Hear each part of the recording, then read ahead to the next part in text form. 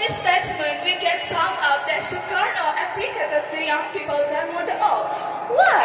Because they play significant role, have great potency and great energy that can be present. أيها الإخوان الأعزاء، ما هو بر الوالدين؟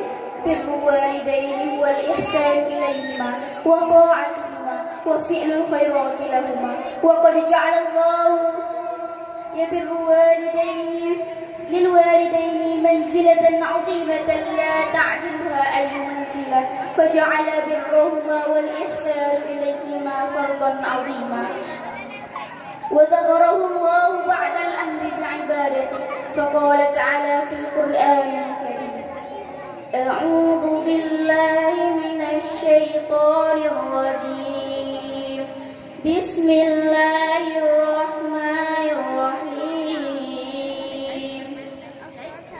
وقضى ربك ألا تعبدوا إلا إياه وبالوالدين إحسانا. وقال جل شأنه في آية أخرى: بسم الله الرحمن الرحيم. واعبدوا الله ولا تشركوا به شيئا وبالوالدين إحسانا. صدق الله العظيم. أيها الإخوان الأعزاء، فالمسلم الصالح يبر والديه في حياتهما ويبرهما بعد موتهما بأن يدعو لهما بالرحمة والمغفرة، كما حث الله كل مسلم على الإكثار من الدعاء للوالدين في أعظم الأوقات، فقال: رب اغفر لي ولوالدي وارحمهما كما ربياني صغيرا. رب اغفر لي ولوالدي ولمن دخل بيتي مؤمنا وللمؤمنين والمؤمنات. آمين آمين يا رب العالمين يوم يقوم الحساب.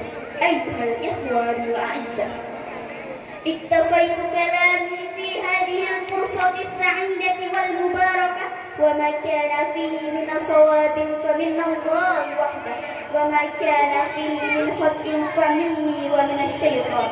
ونسأل الله جل وعلا أن يجمعنا وإياكم دائما على الخير في الدنيا وفي الجنات بغير حساب ولا سابق عذاب ولا عقاب.